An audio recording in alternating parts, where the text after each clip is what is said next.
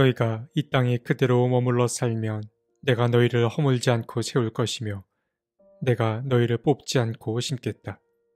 내가 너희에게 재앙을 내렸으나 이제 내가 뜻을 돌이켰다. 너희가 지금 두려워하고 있는 그 바빌로니아 왕을 두려워하지 말아라. 내가 너희와 함께 있으면서 너희를 구원하여 주고 그의 손에서 너희를 건져내려고 하니 너희는 그를 두려워하지 말아라. 나 주의 말이다.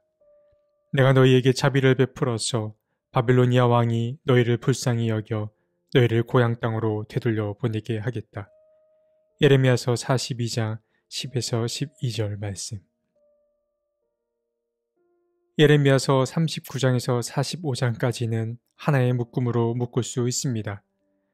동일한 주제를 담고 있기 때문입니다. 그 주제는 바로 예루살렘의 함락과 생존자들의 운명입니다. 먼저 오늘 본문은 생존한 온 백성들이 간구하는 이야기로 시작됩니다. 유다의 가장 낮은 사람으로부터 가장 높은 사람에 이르기까지 어느 누구나 가릴 것 없이 예레미야를 찾아왔습니다. 그리고 그에게 부탁합니다. 자신들을 대신하여 하나님께 요청해달라고 부탁했습니다. 그들은 앞으로 자신들이 가야 할 길과 또 해야 할 일을 알고 싶었습니다. 그들의 사정이 이미 완전히 끝에 다다랐기 때문입니다. 예레미야는 유다 민족의 요청을 받아들였습니다. 그리고 자신이 들은 이야기를 조금 더 숨기지 않고 그들에게 알려주기로 약속합니다. 예레미야의 다짐을 들은 유다 민족 또한 다짐을 합니다. 다짐을 넘어서 맹세를 합니다. 그들은 이제는 정말 예언자 예레미야가 전해주는 그 이야기를 귀로만 듣는 것이 아니라 행동으로 옮기겠다고 맹세했습니다. 그들은 각오가 되어 있었습니다. 하나님의 응답이 자신들에게 좋든지 나쁘든지 간에 그 말씀에 순종하기로 다짐했습니다. 사람들의 깨달음은 늘 사후적으로 옵니다. 그것은 잘못된 것이 아닙니다. 사람은 누구나 다 그러합니다. 그래서 사람은 현재 내가 하는 행동의 결과를 쉽게 예측하기 어렵습니다. 유다 민족도 마찬가지였습니다. 그들은 자신들이 하나님 앞에 불순종한 일의 결과를 알지 못했습니다. 아니, 사실 어쩌면 그들은 모르지 않았을 것입니다. 그들은 이미 조상들의 일을 포함하여 수차례 경험을 한 바 불순종의 결과를 모르지 않았을 것입니다. 하지만 늘 주님의 용서가 있었고 그들은 주님의 자비에 힘입어 언제나 다시 새로운 삶을 시작할 수 있었습니다. 그러나 유다 민족이 몰랐던 사실 한 가지는 이렇게 죄와 용서의 패턴이 쌓이고 쌓인 그 결과의 끝을 알지 못했다는 데에 있습니다.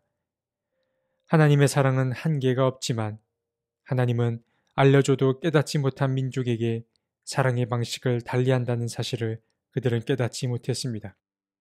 그들은 하나님께서 다른 선택을 하실 것을 알지 못했습니다.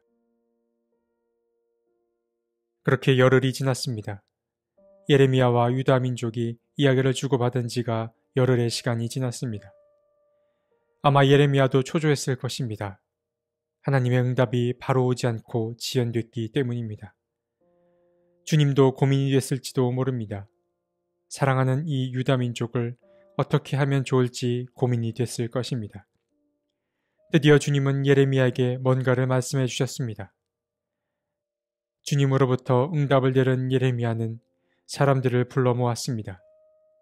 그곳에는 낮은 사람, 높은 사람 가릴 것 없이 생존한 모든 사람이 모였습니다.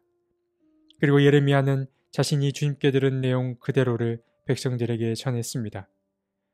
주님은 그에게 이렇게 말씀하셨습니다. 내가 너희에게 재앙을 내렸으나 이제 내가 뜻을 돌이켰다. 주님께서는 이제 자신이 내린 재앙을 거두겠다고 말씀하십니다. 그리고 내가 너희와 함께 있고 너희를 구원해 줄 것이니 바벨로니아 왕을 두려워하지 말라고 말씀하셨습니다. 주님은 긴 고민 끝에 심판의 지팡이를 거두고 구원의 손길을 내밀기로 결정하셨습니다. 그러나 그 용서에는 조건이 하나 있었습니다. 그것은 바로 유다 민족이 지금 그들이 살고 있는 그 땅을 떠나지 말아야 한다는 조건이었습니다. 주님은 말씀하십니다. 너희가 이 땅에 그대로 머물러 살면 내가 너희를 허물지 않고 세울 것이며 내가 너희를 뽑지 않고 심겠다. 주님께서는 유다 민족을 향해 바빌로니아 왕이 두려워서 하나님이 오래전부터 약속한 이 땅을 떠나지 말라고 말씀하셨습니다. 사실 어떻게 보면 하나님의 이 말씀은 무책임해 보이기도 합니다. 사면 초가에 빠진 유다 민족이 계속 유다 땅에 남게 될 경우 패배는 명확해 보였기 때문입니다. 그러나 주님은 그들이 기다리길 바랐습니다. 주님은 그들이 진정으로 마음을 돌이키고 다시 주님께서 그들을 위해 일하실 때를 기다리길 바라셨습니다.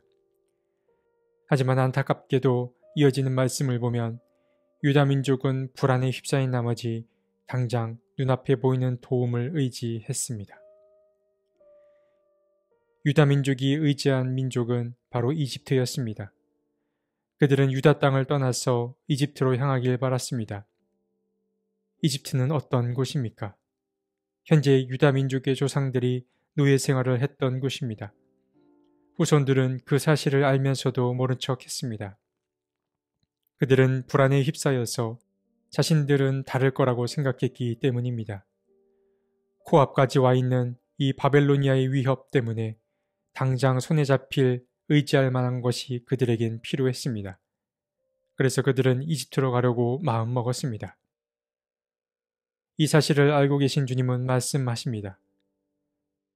그런데도 너희가 나 주 너희 하나님의 말에 순종하지 않고 이 땅에 머물러 살지 않겠다는 것이냐?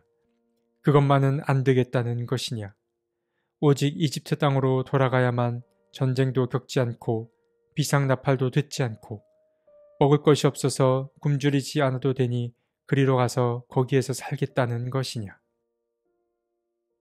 주님은 만약 너희들이 당장 눈앞의 현실을 벗어나고자 이집트로 가게 될 경우 전쟁이 그곳까지 쫓아갈 것이고 기근이 이집트에서 붙어 다닐 것이며 결국 그곳에서 죽음을 맞이하게 될 것이라고 말씀하십니다. 어느 누구도 이 재앙에서 빠져나가지 못할 거라고 주님은 말씀하셨습니다. 주님의 말씀을 다 전한 예레미야는 이어서 자신의 이야기를 덧붙입니다. 예레미야도 주님이 하신 경고의 말씀을 다시 한번 반복합니다. 유다는 예레미야에게 자신들을 대신하여 주님께 기도드려 준다면 주님이 말씀하시는 것이면 무엇이든 다 실천하겠다고 다짐한 바가 있습니다. 예레미야는 이 사실을 다시 한번 상기시켜 주었습니다. 그러나 그들은 이 약속을 어겼습니다. 그들은 예레미야를 통해 하나님이 원하시는 바를 알았음에도 그대로 따르지 않았습니다. 유다 민족은 이집트로 가면 안 됐습니다. 그러나 여전히 고집불통인 유다의 생존자들은 자신들의 뜻을 따르기로 결정했습니다. 사람들은 인생을 일러 신비로 정의하기도 합니다. 앞일을 전혀 알 수 없기 때문입니다. 유다 민족에게도 그러한 일이 일어났습니다. 바벨로니아와의 전쟁에 휘말리기 싫어 이집트로 도망간 이 유다 민족은 얼마 지나지 않아 이집트로 쳐들어온 바벨로니아 왕 느부갓네살과 마주하게 됩니다.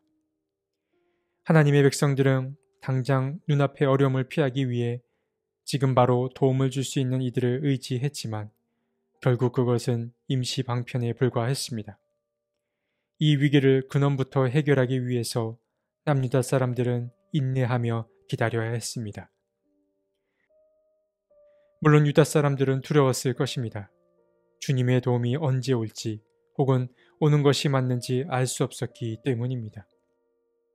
그러나 우리는 오늘 이 이야기를 통하여 사람의 마음이 얼마나 쉽게 바뀌는지와 그리고 주님의 도움은 기다림을 통해 온다는 사실을 배울 수 있었습니다.